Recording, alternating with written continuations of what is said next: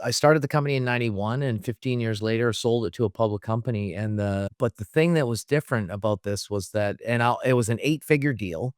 And so I became a multimillionaire overnight, right?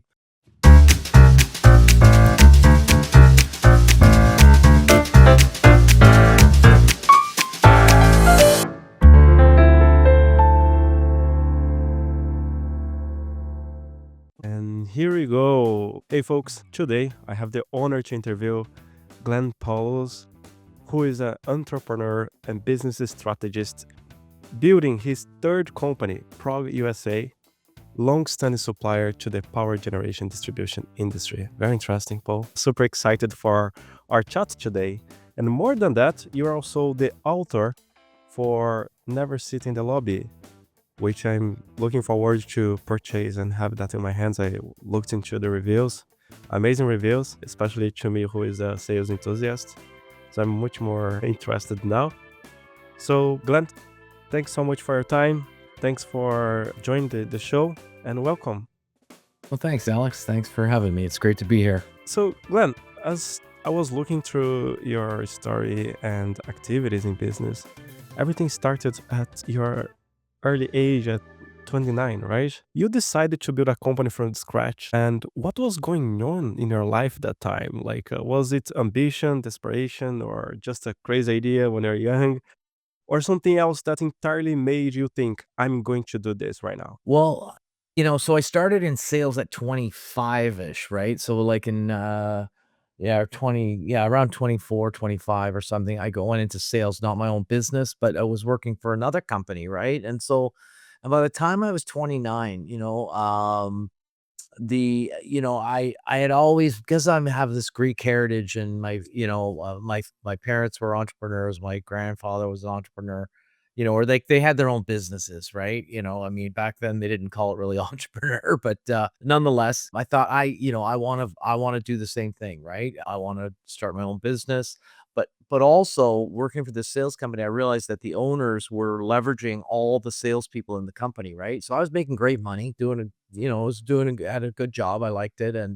But I was realizing I only got paid when I sold, right? The owner got paid when everyone sold, right? And so after working for a number of years, I started to realize that I was generating a lot of value for the other company, right? And, I thought I could do that for myself.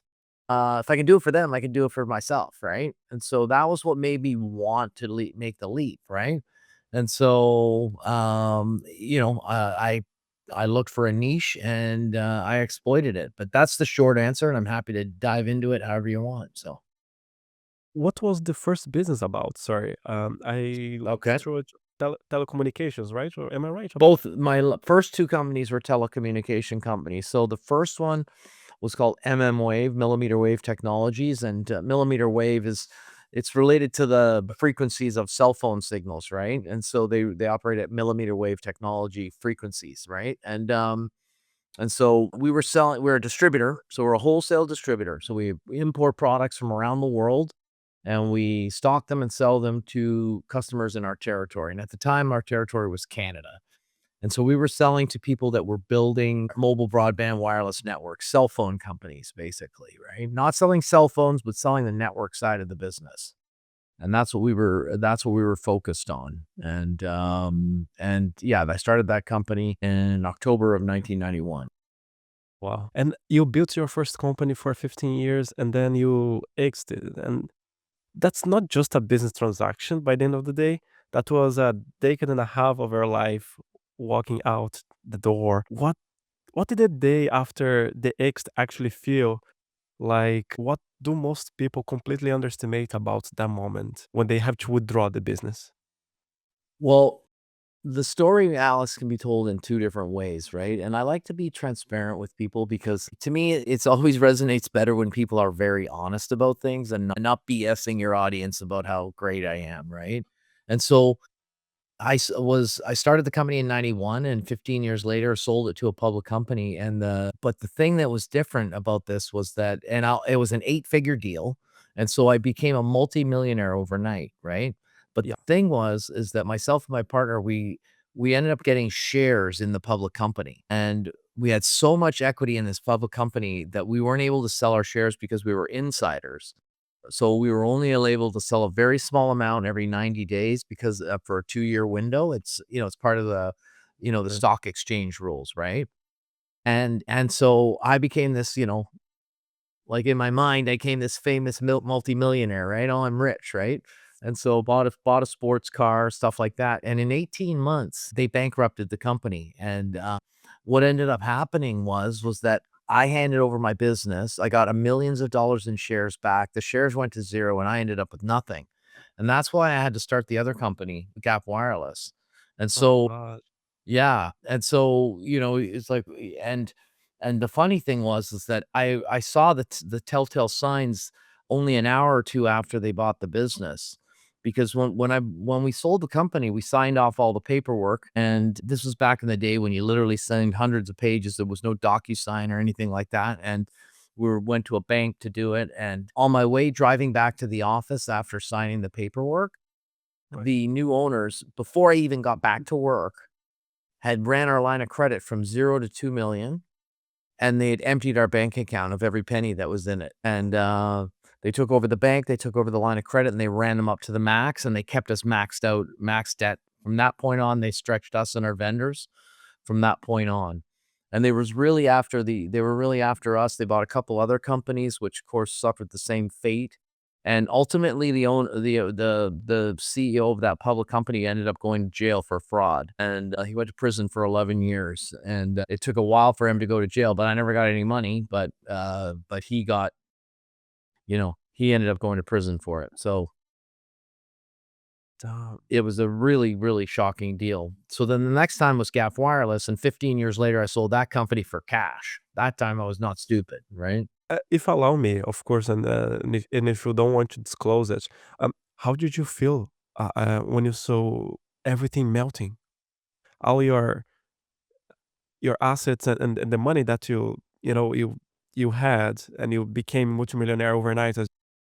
How was that feeling to see everything melting down, and you couldn't do anything? So everybody asked me that question, and there were myself and 2 other partners, and we were all multimillionaires on paper at the time, right? The other 2 people did not handle it well. They were extremely upset, and one of them ended up taking at least a year or 2 years off completely. Whereas the other guy moved away, and I don't know what he did. I never talked to him again. But the way I'm put together is slightly different, and so the fear of being broke to me was enough to motivate me to go forward. And less than a week later, after the company went bankrupt and they let us all go, I had already incorporated Gap Wireless, and I didn't even take enough time to feel bad. Like, yeah, was I mad? Yeah, but I couldn't even look behind me because I was so scared of what was in front of me. And I was like, I had young kids, I had a lot to pay for, and I had no money coming in, and I'd lost my life savings, all my business. I'd given it away for free. I didn't have time to cry about it. And I'm not saying that I'm better or whatever. It was the fear, of the fear of what was ahead that was driving me, not the anger at what I'd lost, right? Sure. Well, And so, yeah, that's what motivated me to restart. So I took some money out of my retirement account and I started a company immediately. oh, hats off for you. I didn't know that part of the story, and it's impressive. One thing that you touched, and I feel very much resonates, is the fact that you didn't have time to cry about it. You just move on and make it again. Because if you made once, you can make twice, right? The mindset's there. So Right. well done. Well, walk us through Gap Wireless, the journey of from confounding in 2007, right, to a Yes. major North American distributor to an eight-figure acquisition afterwards. And what was the single biggest turning point that you look back on and think that's where everything changed? So, yeah, great question. There's lots of turning points, right? Like, because it's not a steady, like, it's not like you're walking up a hill, right? And it's just like up, up, up, up, up, right? It's like Yeah, up and then down and then up and then down and then up and then down, right? And so again, I like to be honest about things, but there was a major turning point and I will explain it. But But ultimately, the company that I had sold, MMWave, where they went bankrupt, that company was around $35 million in revenue when we sold it, right? And so it was a nice business and whatever. When I sold Gap Wireless, it was an $84 million company. So we grew it from $1 million in our first year to $84 million the year we sold it. And so that was a really, really good success story for us. And 97% of our business was in Canada, right? We were a North American company, but it was all Canadian business. To grow a distributor to 80 something million in Canada is significant, right? And so I was very proud of that. But the biggest thing was that, you know, we kind of got in the market at a good time because in 2007, that's kind of around the time when the iPhone and stuff started coming out, right? We all had Blackberries. We started to look at the iPhones, right? And the iPhone moment was a little bit later than that, but my point was that the world was shifting from a 2G analog world to a 3G digital world, right? And so there was 2G, 3G, 4G, 5G, right?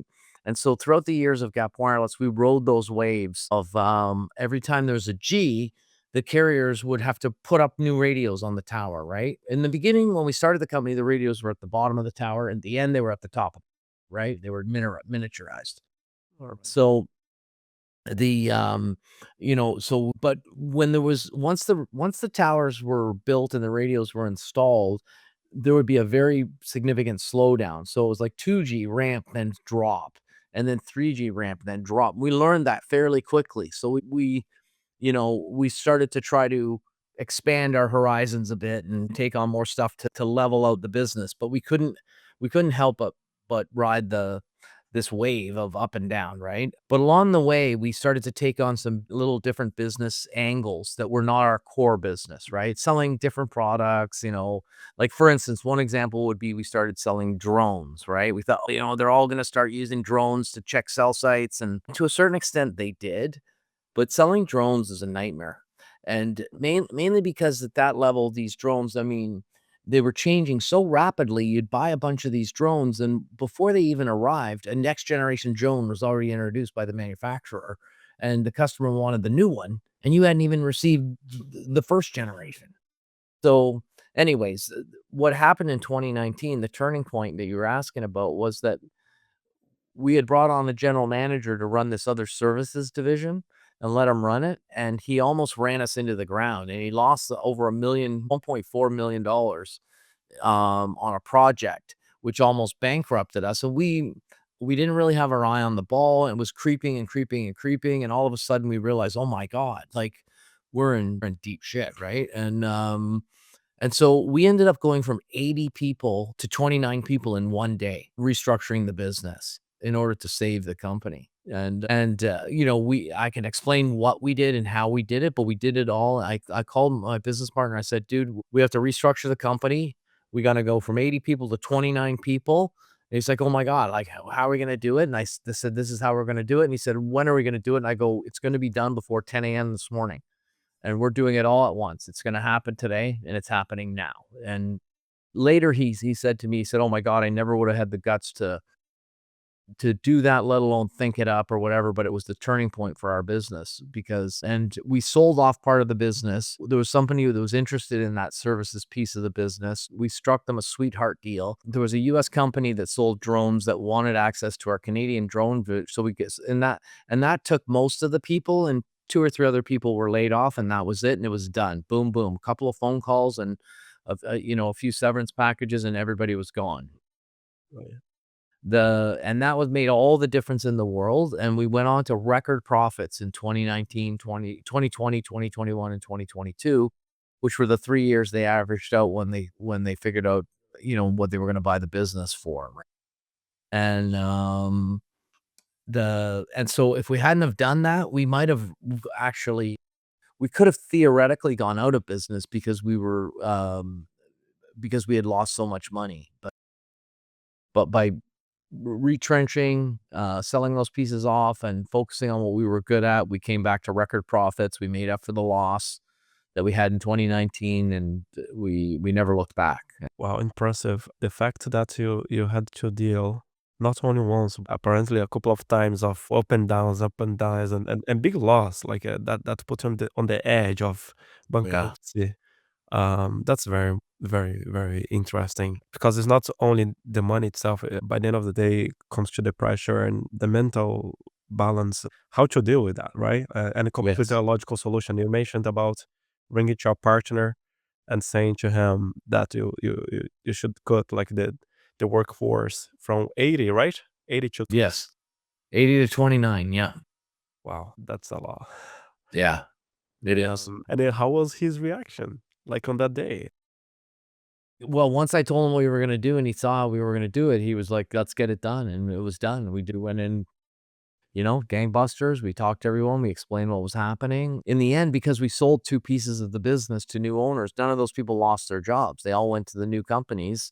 A couple people lost their jobs, but they ended up getting new jobs and nobody really, nobody had a crash landing or right? I mean, yeah, they had to find a new job, but they did find a new job, and so, consider it to be the best outcome we could ever have hoped for. Yeah, well, I agreed. Now, talking about your book, Never Sit in the Lobby, the title alone stops people in their tracks. Where did that specific phrase come from, and what's the deeper philosophy behind it? That like it goes way beyond a sales tip. Yeah. Give a teaser a little of the book, just So with you. yeah. Yeah, so the title of the book is Never Sit in the Lobby, and one of the chapters at the beginning of the book is called Never Sit in the Lobby, and so it's one of my 57 tips, right? And the phrase came from watching people in reception areas in the lobby of companies waiting for their customers to come out and engage with them, right? And they would sit down, they would check their phone, and they would mentally disengage with what they were doing. And I realized, that when the customer walked in, i- you needed to be selling right away. And what happens if you were engaged in something on the phone just that small amount of time, especially, like, you could be on the phone with your wife or something, right? And what do you hang up on her, right? And so it's like, "Oh, just wait a minute," right? And the guy's like, "Wait a minute, like, you're here to see me." And I realized it was a bad look, so I made a rule that I was never gonna sit down, I was never gonna get on my phone, I was always gonna stand there and wait for the customer to come in, and so that I was ready and attention, right? And it's to me, it's all about your presence, right? You wanna be a pleasure to do business with. You wanna be engaged, you wanna be alert, and it shows the customer that you're serious, right? There's another rule that follows it right afterwards, just to drive it home, which is called always have something in your hand and something in your mind, Okay. okay? And so when that customer walks out, I have something to give them and something to tell them, right? There's no fumbling or mumbling about how his weekend was or how you doing or whatever. It's like, "Great, thanks for coming down. You wanted a quote, here's your quote." And then I'm like, "Hey, wanna have a quick look at it? Tell me what the number looks like, does it scare you? Does it look okay? Are we in the ballpark?" You know? And, and or I might be dropping off swag like water bottles or mouse pads or golf balls or whatever we're giving away that quarter. But after I've done that, something in my hand, something in my mind, I always ask them for a mini tour, right? And so which means I wanna get behind the lobby, right? I wanna get behind that door and I want to see how the company ticks. And the main reason for that is so that you can see how your competitors are faring in the business. They might be walking around, you might see that everyone's got coffee mugs from your number one competitor. And you're like, "Hey, I'm behind here." Or you realize, "Hey, this building's empty and it's from scratch. I've got as much chance as anyone. This is green space." But you learn a lot by getting behind the curtain of the Wizard of Oz, right? Who's pulling the strings and yeah. And where sales came from, like in your DNA. I know that you mentioned about your parents and family, they were entrepreneur, but how did you learn about sales? Where this interest in sales came from, and how you Well, develop? I've always been passionate about products and things. In my teens, I worked in a jewelry store, so I was passionate about jewelry and watches. I was always very engaged with them. Before that, my parents bought a motel in Niagara Falls, and I was raised in a motel. And so I was always dealing with customers in the lobby, and I was always engaging them. And they'd wanna know about Niagara Falls, where we lived, and I was always, and so I'd pretty much always been, like, sort of customer facing in my life, right? And so it was natural, but the passion in my in products and whatever would come out, and, after I got out of college, I went and got a technical job, and the guy told me, he says, "You're in the wrong job, man. You should be a salesperson," right? And so I got that first job and the lights went off and I'm thinking, "Hey, I can make a lot more money selling this stuff than I can using it," right? Yeah, okay. And honestly, that's really what happened, and, yeah.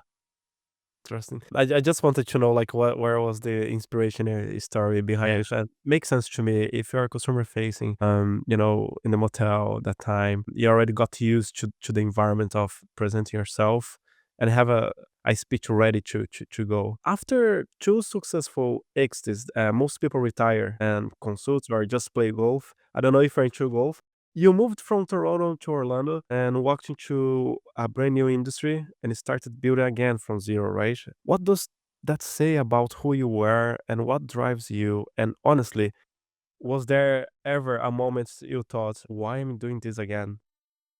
Well, I ask me that every day. Every day I ask myself that question. That question I ask every day, every day. But I wasn't ready to retire. I'm too young. I made good money on the business, but I invested a lot of it because I'm hopefully going to live till 90, right? And so, and you can't just start spending your money and, you invest in some properties and you put in your retirement fund and you do whatever you do, right? And it's not like it's just sitting there waiting to be spent and buy, new cars every day, right? That's not the way it works. And so I'm thinking like, you're only 60, what are you gonna do, right? And so I realized that the other 2 companies were different in a way that the first one, I did it with 3 people, the second one, I did it with 2 people, and I wanted to try something on my own.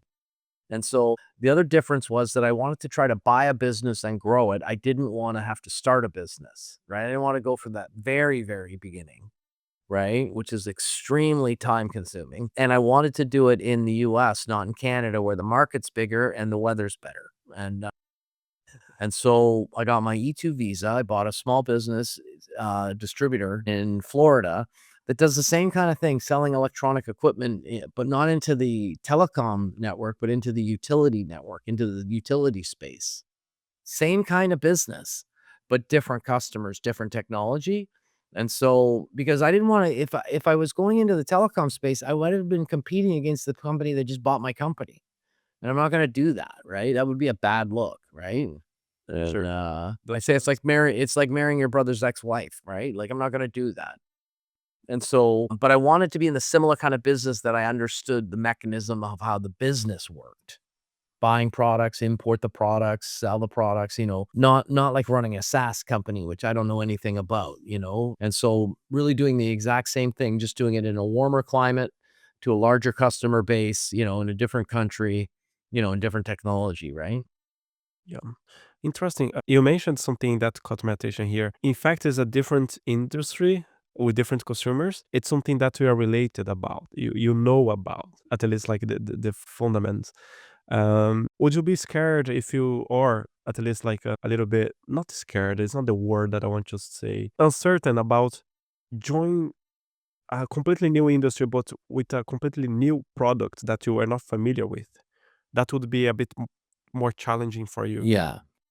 Yeah, so, I mean, I understand Ohm's law and, like, volts and current and whatever, right? And so, fundamentally, anything electronic, I'm capable of sort of learning, right? But I knew that the equipment was completely different world, and I mean, and that came to be very true, that Britain didn't understand these instruments and how they worked and the market but I wasn't doing it. I wasn't buying the business so that I could be 100% in front of the customer selling the products on a daily basis, right? I was buying a company that had 6 salespeople. I was the president of the company, and I was not only running sales, but I was also running marketing and finance and operations and so I figured I can learn from the people that are working for me and I'll pick it up over time, but there's a lot to learn. High voltage, 300,000 volt electricity is quite different than a cell phone signal, right? And so I have a lot to learn, but you learn quickly, right? One of my chapters in my book is called Greed Based Learning, GBL, right? And when there's money on the line, you'd be surprised how fast you can learn things. when there's money on the line. Where it's hard to learn is where there's really not a huge vested interest. Like when you were in college and you had to memorize things for no apparent reason other than them telling you to memorize it. But when you're gonna go and sell a $300,000 instrument to a guy and you know what that's worth to the company, your brain absorbs it like a sponge. It's natural, right? And so much so that I wrote a chapter in my book about it on how to capitalize on that phenomenon, right? And so yeah, so that's how I handle, a different market, different customers, different technology. That's a very cool insight. The motivation behind it, you feel a bit more hungry, right? Let's put it this way. There's so much noise around sales tactics, scripts, and funnels. Your entire approach is built around the rapport, empathy, and human connection. In a world obsessed with automation and AI nowadays, why do you believe the human side of selling is more important now than ever? Well, it is more important because people buy from people, right? And so, you can have as many automated AI scripts as you want, and your customers are deleting them as fast as you're sending them. Like, you really think that your AI script that's emailing a guy, like most of my customers, when they get emails in the morning, they go through this process.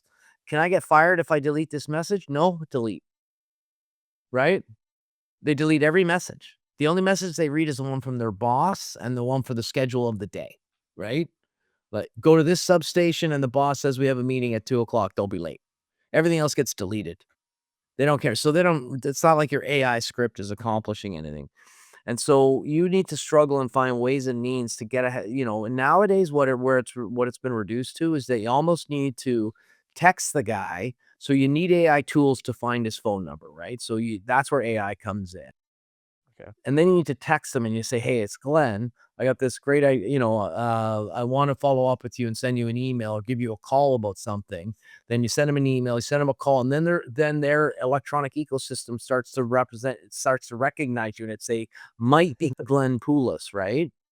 That happened to you on your cell phone, right? Might be Alex or whatever, right? Because Yeah. you send me an email, your phone number's in the email, the iPhone sees it and tells me, "Hey, that might be Alex," right? Whereas if it was just, 5551212, I don't know what that is.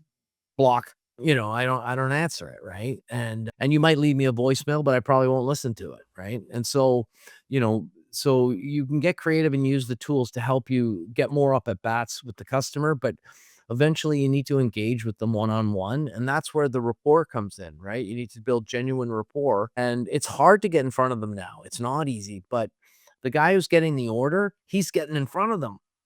So what I've had to do is I've had to hire salespeople that have a pedigree from the industry. So a lot of what things would happen is they work for a manufacturer. The manufacturer sends these guys out to the field to visit the customers. They're installing, they're repairing, they're consulting, you know, and then later they move into the sales world, right? And then they know all these utilities because they've installed transformers at them for the last 20 years or 10 years or whatever. Now they want to go into sales.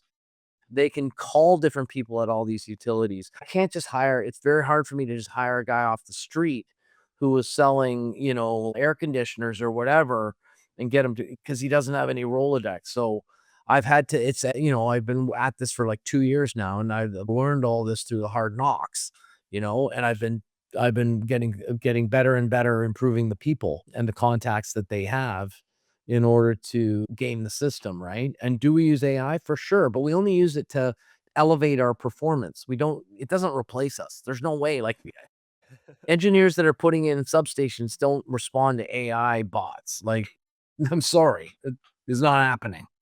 I love that insights that you just dropped now about you hire the guys from maintenance, and because he knows already the process and he knows already who is the consumer, who is the client. That's very interesting. Right. Yeah. And you provide yourself like a training internally to them? Like Pardon me?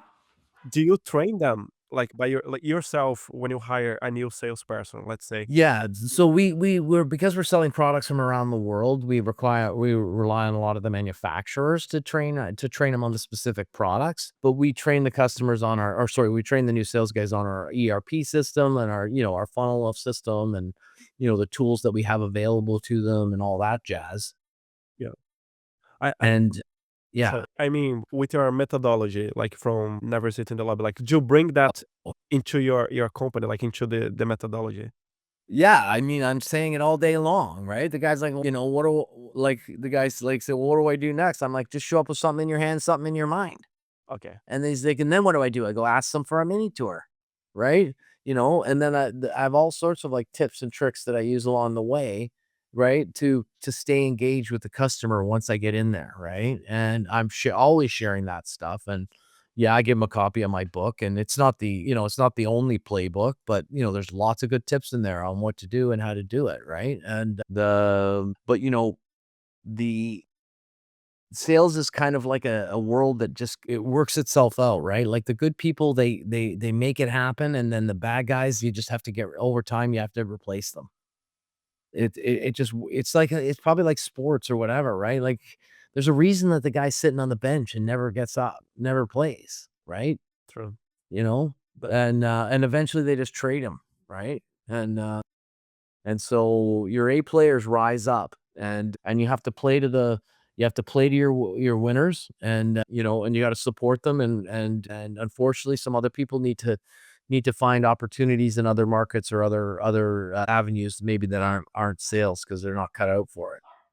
interesting. That's actually a very honest and I agree with your point on that. I presume, and from my experience in business and working with a few other people, sales is not for everybody, and it can be a bit challenging for some people as well. And it's interesting because one of the things my friends and my wife says to me, like, looks like I'm always trying to sell something to them, but it's not. It's just myself speaking Yeah. to them, right? Right. But I never noticed that on myself until they actually flagged that. And speaking Yeah. to you, I resonate a lot of things that you just dropped in the conversation. So that's very interesting. You've scaled three companies across completely different industries and markets. What's the one brutal truth about scaling business that nobody puts in entrepreneurship books, but every founder finds out in the hard way? Well, mainly it's really about showing up, right? And that most people like they wimp out and they want to like lay on the couch and to be depressed, right? And it's like, oh, life's too hard and I just want to stay home and watch a show and Netflix and whatever. And like you have to get up every morning and go to work, right? And like and my office is in Florida now, right? But I'm also spend time in Canada. Like today I'm in Canada because I had a doctor's appointment. My doctors are still in Canada because I'm Canadian. And right. And so I had to fly home for some annual appointments and stuff. And so I get up every morning and I work in my home office. But in Florida, I get up and I drive into Orlando, downtown Orlando, and I go to the office every day, right? And I'm there every single day, and 8:30 to 5, whatever. And every hour of every day, you have to do the next right thing, the next best little thing that you do. But over time, when you look back, you realize the difference that you make by showing up every day, right? It's not a part-time thing, and I mean, the way I'm approaching it, good, bad, or indifferent, like a lot of people are like, oh, you need balance and whatever. And for me, that's not the way I'm more like I'm putting a few years into this and I'm giving it everything, right? And I'm not worried if I get all my trips to like, Cancun or European summer vacations. I don't care about that right now, right? I'm building the business. I'm an entrepreneur. I'm full time, and I work all day with the customers in the business. And at night, I'm working on marketing and, business ideas, the website, strategy and design and whatever. And I'm giving it everything I've got for a few years. And then I'll try to sell it again. And then I will retire because I'll be almost, close to 70, right? And, at some point you gotta relax, right? But then I can and the other thing was, I said at the beginning, I wanted to try to do it on my own. I wanted to do it without any partners so I could see what it was like managing that. And I wanted to be responsible for the success and I wanted to be responsible for any failures and take responsibility for all of it. And yeah, so that's what I'm doing. Amazing. Would you mind if I ask how is everything so far? So yeah, so I mean, it was uh, the business in the first year I bought it grew 50%, and it's I'm not sure how percentage it's more than double in the amount that I bought it at the end of 2023. So I had it for all of 2024, all of 2025, and it grew 50% in the first year I had it, and it probably grew like I guess another 50%. It's now twice as big. And at the end of this year, I'm hoping that it's 3 times as big as when I bought it. and I bought a small business, and so I've already done one acquisition. I bought a small company in at the beginning of this year that I've merged into my business to expand our opportunities and help us grow faster. So I've already done one acquisition. So it's going very well, but the market's tough. With the economy is tough. The tariffs, my suppliers are international, so the tariffs affect me a lot. And the way the utility market works is it's kind of slow over the Christmas holidays. It doesn't really ramp up until around this time, right? In the spring and the warmer weather, right? During the winter, they're just keeping things working. They're not out there climbing towers, in -10, right? And so that's not the busy time. So the busy time is just starting now. But it's been good, and it's a lot of fun, even though it's stressful and scary. It's exhilarating, and I really enjoy it. And I also structured it that I haven't borrowed any money to do it. I've done it all with my own resources and stuff. So even if I get it to a certain point, even if it's not as big as I want, I could sell it or transfer it to somebody else, and I can just walk away. I'm not beholden to the bank or anyone like that. And even if it went belly up, I'd just be out my own money, right? And, my house is not on the line. The old company, my house was on the line to the bank, right? And so this time I'm doing it slower, more methodically, it's not as risky. So I mean, congratulations. I'm glad that your business are growing. Everything's, it's going as you planned. And congratulations for your acquisition as well. Like, thank you. it's a short time and you already made it. That means, and it reflects a lot on your personality as a businessman. Now, I have to ask something that I found very interesting about your profile.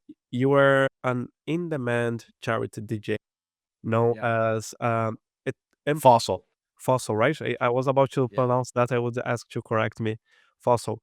Um, what does standing behind the decks at the charity event teach you about reading your room, moving people, and keeping energy alive that you have directly applied to business and leadership, or even your personality? Well, the funny thing is, like, when I'm DJing, like, I don't think about work at all. Because, like, the stress of disappointing the crowd is way worse. Like, I'm not thinking about work, right? And so I don't think I can relate at all. Like, that's an Sure. interesting question, but I'm not sure I can answer, right? I mean, Fine. I started DJing at 17, and I'm super passionate about playing with musical gear, right? Like, I'm a geek about musical stuff, right? And Yeah. so DJing lets me play with it. And yes, I tried to do production and stuff some years back, right? I even have a music studio in my basement, and I did recordings for bands and stuff. And I tried to do music production, like dance music and stuff. And I'm not very good at that, right? But I'm good at the DJ part of it, like in reading the room and figuring what to play next, right? And it's so fun. And because I'm a charity DJ, I can get, which means that I do it for nonprofit companies that need a good price, right? And so I go in and I do a great job. I have great gear that I bring in, but it doesn't cost them a fortune. And sometimes the events can be fairly big, right? Like 800 or 1,000 people.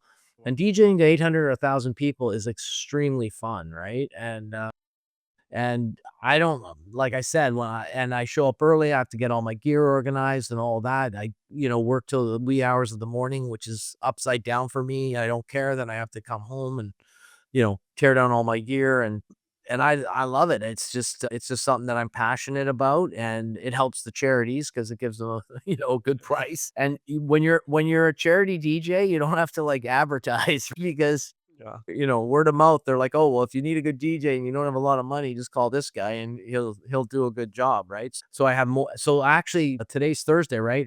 Yeah. I'm getting organized for Saturday. I have a very big event north of Toronto, which is the other reason I came back to Toronto. And so Nice. I have to get a van or filled up with all musical gear, drive up north.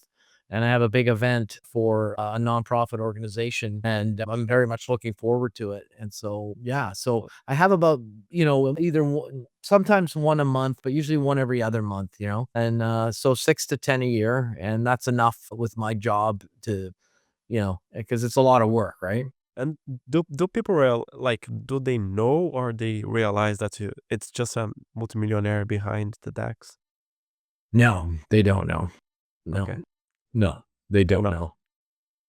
Yeah. I was just curious, Yeah. like, if No. if your identity is still, how can I say, what's called, Yeah, no. sorry.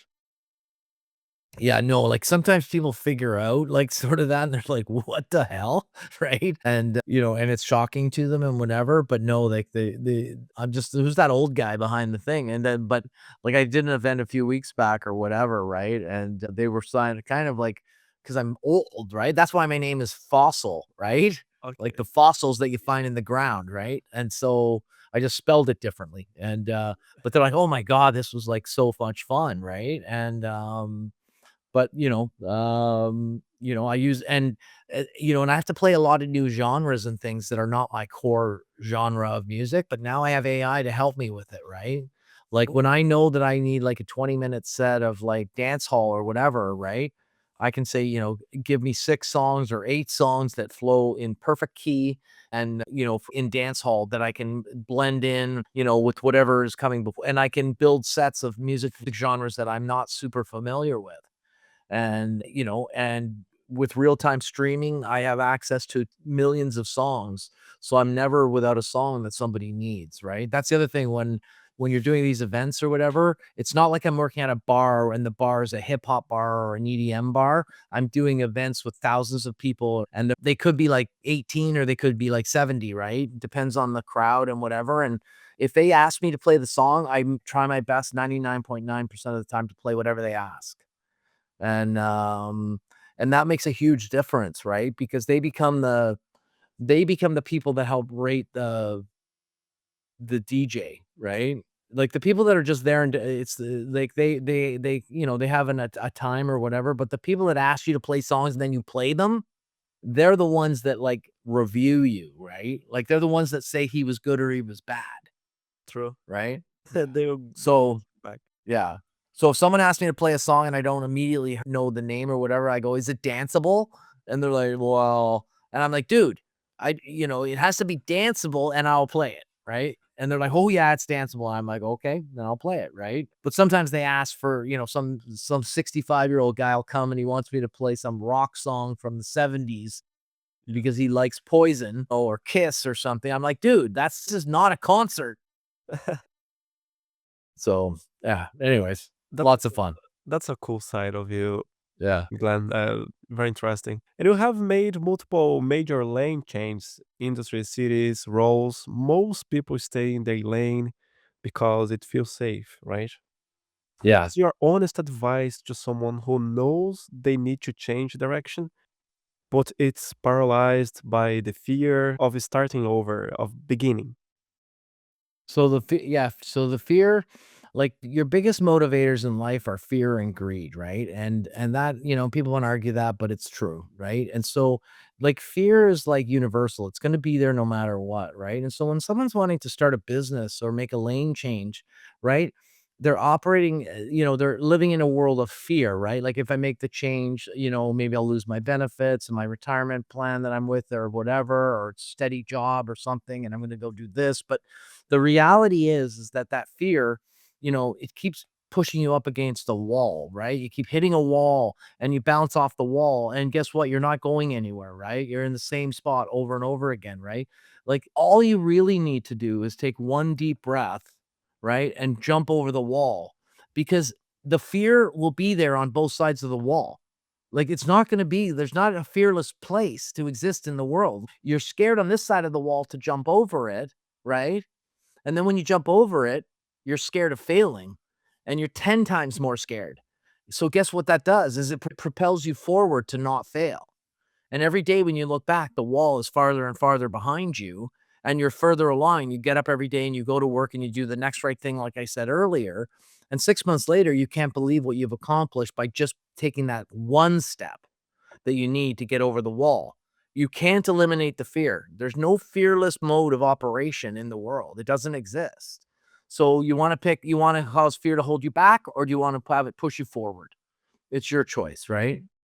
Wow, amazing. I love the fact that you mentioned after you jump the wall, the fear will still be there. And you have to face it. You have to make peace with it. And show up. That part, it's very interesting. I think you noticed I'm a little bit sick, right? And my wife was saying, "Oh, why you don't cancel or postpone?" I said, "No, like it's people's time, right? And they Yeah. invested, and I have to show up for them, because they believed in my pitch. They believed in the project that I presented to them. So I will show up, and also to the audience because they'll be expecting, and I promised. That's how it Yeah. works. That's great. Yeah. You've built companies worth eight figures, written a award-winning book, and a DJ for charities across North America. But at home, you were the dog dad of two French bulldogs named Pierre and And Jean-Jacques. Jean-Jacques. Yeah. Who is the real Glenn Poulos, and when nobody's watching, and what does that version of you need that entrepreneur version sometimes forgets?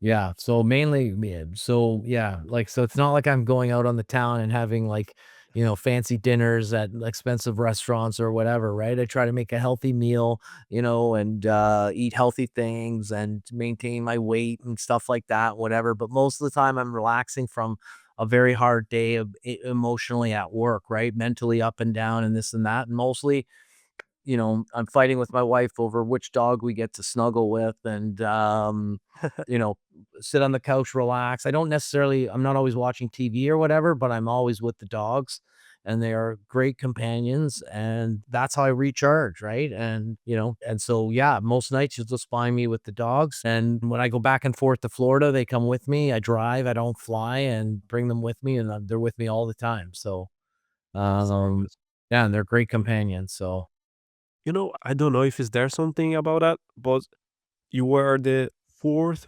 entrepreneur, businessman that I meet that has a French bulldog. I don't know what's the thing about entrepreneurs and French bulldog, yeah.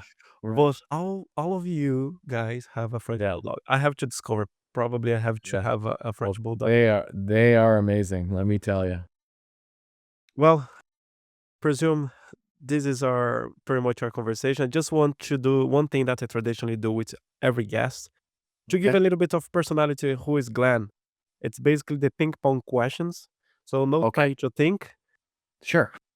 Let's start with your favorite movie. So oh, man. So, I don't even know what my favorite movie is. Like, it's so hard nowadays, like, because 'cause I'm sorry I can't give you a fast answer, right? No Like, worries. I just saw a movie the other day, which there was a movie from, like, 2012 or whatever, Battles not Battlestar, but it was about aliens coming and attacking these boats and whatever, and I love where it's a combination of action and thriller and aliens and stuff like that. Like, I love, like, sci-fi action, but not, like, just all monsters and stuff, but more like the military against the aliens, dystopian and so, yeah, there was right, it just came out on Netflix, right? And, Machine something or whatever, and I'm thinking, "Oh my god, I'm gonna watch this more than once," right? And so, yeah, that's my favorite kind of movie, and that's what I would choose to watch over anything else, right? So, Nice. Well, if you had the opportunity to travel to anywhere in the world right now, where would be the destination to? well, like, I don't have a bucket list place that I wanna go that I haven't been, but I really like going to Greece and in the summertime. And, that's where I wasn't born there, but I mean, that's where my family is from and whatever, and, love going there. But, I'm kind of in a phase right now where I'm sharing this specifically because I hear a lot of people like on social media and whatever, and they're all like always like blathering on about travel, right? And it's like, oh, I want to travel, right? And I'm like, why? Like, why? Like, what for, right? And so, like, it's great to go and see places, but I find that it almost feels to me like that, like society's like tricking you into spending all sorts of money to fly all over these places and spend all this money, and when at home you can have, so right now I'm actually a little more on the not traveling Okay. but yeah, so it's not like, "Oh, first I gotta go to Thailand, and then I'm going to, Micronesia, and then I have to go to Africa, and I want a safari, and then I'm gonna go to Nepal, and then I'm going to, like" I don't have all the list of places that because years ago, I used to travel a lot for work, and so I got to go to a lot of places, and so it's not like some hankering. I'm actually more hankering to not have to travel than to travel. And I'm sorry I'm giving these long answers, but I have to be honest with my answers. I love the fact that you're not hiding your personality, and that's what I ask to all guests. Every guest, they are allowed to be themselves and to give the honest answers, and I love that. And to finalize, just one thing: if you had an outdoor, a big banner to the whole world, what would be your message? I guess my message would be like, you only have forever to make another impression, right? So you're the author of your own life, right? And so, you always want to be like managing what you're doing, and is it moving you forward or is it moving you backwards, right? Because everything you do is like a first impression, and it can, and one bad decision can really change the course of your career, your life, or whatever, right? And so you want to manage. I try to manage everything I do through a very specific filter of, is this going to move me forward or backwards, right? And now, I always make mistakes earlier in life? Yes, I made many, many of them, right? And so that's where I learned the rule, right? And so, especially for the younger people, when you're at work, you always want to be doing the next right thing so that you can leap scotch ahead of the people that are competing against you, because it is a race. It's a race, right? And so, yes, you do need some elements of balance or whatever, but when you're when you're tasked with doing things, you want to always be doing the next right thing. That's kept noted here. Glenn, thank you so much for your time. That's a wrap up, and I really appreciate. Folks, get connected with Glenn, explore his work. I highly recommend his book. I'm going to purchase your book myself. Actually, it's been a pleasure to speak to so many founders, because many of you guys are leaving also a legacy with your books, and I've been purchasing and trying to read all of them as fast as I can. And I'm honored to have this time with you, Glenn, because I learned so much, and I'm sure the listener on the other side, by the end of this episode, also got great insights. You dropped here gold, I would say. Thank you. Great. Well, thanks, Alex. Thanks for having me.